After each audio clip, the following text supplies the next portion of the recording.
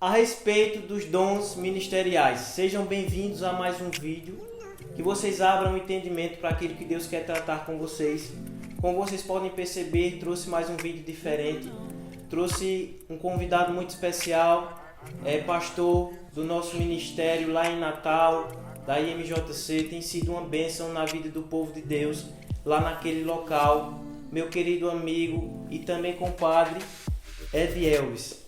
Bom, eu queria que ele se apresentasse e vocês vão entender no decorrer desse vídeo que Deus quer tratar com vocês. Meu amigo, muito obrigado por ter aceito o convite. Se apresente um pouco para nós. Meu nome é Ed, eu sou pastor em Natal do nosso ministério, que é a Igreja Mundial Jesus Cristo, e é um prazer para mim hoje estar ministrando sobre dons ministeriais.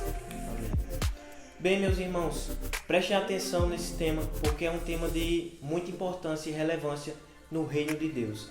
Não saia daí até você entender o que queremos passar para você.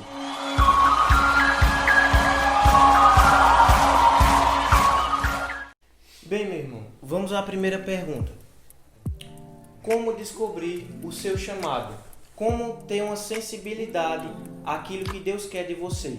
Porque acredito que cada um de nós temos um chamado específico em Deus, se assim nós o buscarmos e querermos também desenvolver esse talento, esse dom que vem do reino dos céus.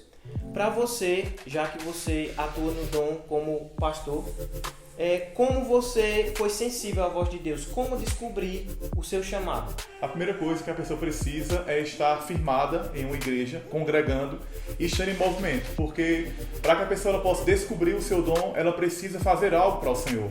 Ela precisa se movimentar e ter a sensibilidade de discernir.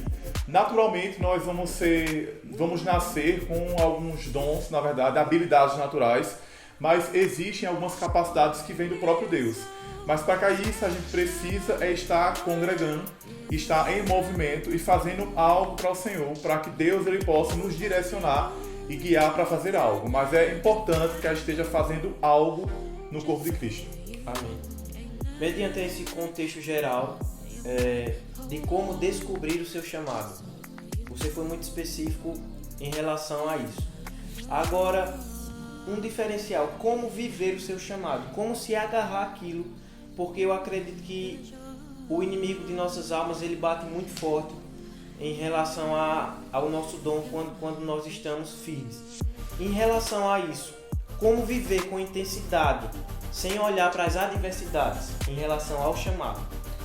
Na verdade, durante o chamado vão ter adversidades, vão ter problemas, mas o chamado ele precisa de uma constância. Ele precisa que as pessoas coloquem a mão no arado e não olhem para trás. Muitas vezes as pessoas elas recebem promessas, recebem palavras, recebem chamados, até sabem do que elas foram chamadas para fazer no corpo de Cristo, mas elas não se dispõem, porque chamado também está ligado à renúncia. Nós renunciarmos muitas vezes a nossa carne, a nossa vontade, os nossos desejos, para nos empenharmos para fazer algo para o Senhor. E as pessoas muitas vezes elas querem ser chamadas somente naquilo que elas acham bonito. E não somos nós que nos chamamos para algo, é o próprio Deus que nos chama para fazer algo. Então nós precisamos em primeiro lugar perguntar ao Senhor, ao dono dos talentos, para o que Ele nos chamou. Isso é exatamente aquilo que Ele nos designou para fazer. Sabendo que vão existir dificuldades, problemas, porque o próprio Deus não nos eximiu. Ele disse que no mundo nós teríamos aflições, mas nós precisaríamos ter bom ânimo. Amém. Mas é necessário ter constância no chamado. Amém. Sobre constância, eu também compacto da mesma opinião. Eu acho muito importante hoje em dia realmente termos uma constância, porque sem uma constância isso é para tudo. A gente não avança, não tem como prosseguir. Então, mediante a tudo que você falou, que é uma grande verdade, como não deixar que as adversidades contrárias elas venham a oprimir? A gente falou sobre como descobrir, como viver e como não se deixar oprimir pelas adversidades que nos são sujeitas e propostas. Assim como Paulo passou por muitas adversidades, como você bem sabe, antes ele era um perseguidor dos cristãos. Até ele conhecer o seu chamado em Deus, Jesus teve um encontro com Paulo, Paulo teve um encontro com Jesus e Paulo sentiu-se conectado com Deus. Então, como sentir essa conexão para não desistirmos logo nos primeiros passos?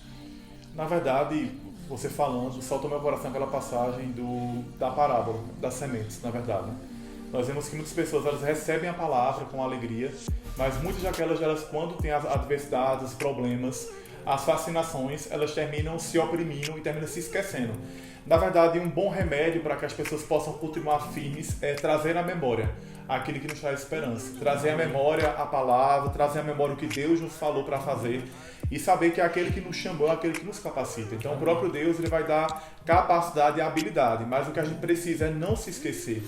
Nós vemos naquela outra parábola falando sobre os 10 leprosos. Nós vemos que Deus operou milagres sobre os 10, mas somente um voltou para agradecer. Então nós vemos que uma grande maioria das pessoas, elas se esquecem do que Deus já fez, esquecem das palavras, esquecem das promessas. Então nós precisamos manter firme o nosso coração. Nós precisamos guardar em nosso coração, reter em nosso coração a palavra, as promessas, o chamado, porque nós sabemos que a grande importância de nós termos um chamado é saber que num grande dia nós vamos prestar contas àquele que nos deu o chamado. E saber que existem pessoas que só serão alcançadas quando eu, ou você, ou outras pessoas, elas se dispuserem a fazer o chamado. Tem pessoas específicas que somente nós vamos alcançar pela nossa vida. Então, a partir do momento que a gente nega o nosso chamado, seja por desídia, seja por preguiça, seja por negligência, automaticamente existem pessoas que também vão se esmorecer, não vão ser alcançados pelo nosso chamado. Então nós somos um referencial. As pessoas elas vão olhar para nós e quando elas veem em nós desempenhando um chamado, elas vão ver em nós pessoas inspiradoras para seguir, para ter um exemplo e não se desanimar em meio às dificuldades. Dentro desse contexto, qual a importância dos dons ministeriais em relação à igreja? Amém. É de grande importância os dons ministeriais para que exista crescimento na igreja. A gente percebe numa ministração, numa pregação, quando uma pessoa ela tem mais uma veia profética, ou quando a pessoa tem uma veia mais evangelista, ou quando ela tem uma veia pastoral. As pessoas estão acostumadas a só pensar em ministério somente em pastor, mas existe mais do que um pastor. Existe o chamado pastoral, o quinto ministério, existe o chamado pastoral, o chamado profeta, do evangelista, do mestre e do apóstolo. Então a igreja, para deixar sadia, ela precisa estar com todos esses dons em operação.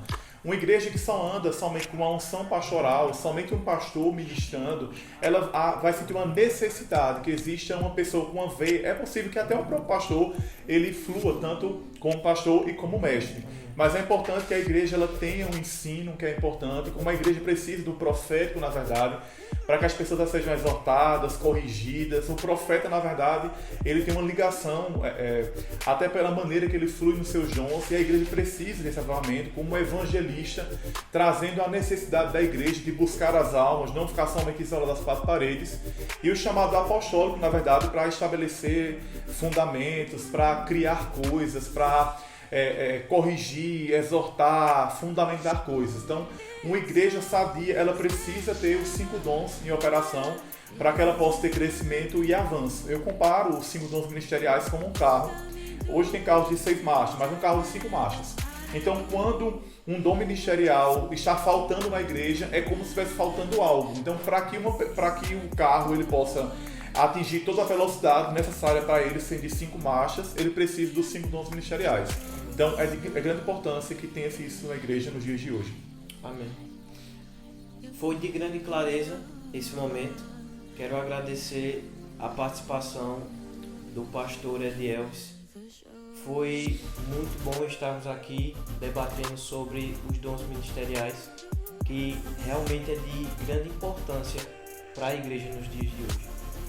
Que você seja impactado por essa palavra, entenda aquilo que Deus ele quer comunicar-se através da vida do seu povo e nunca esqueça, você tem um chamado. Até a próxima, se Deus nos permitir.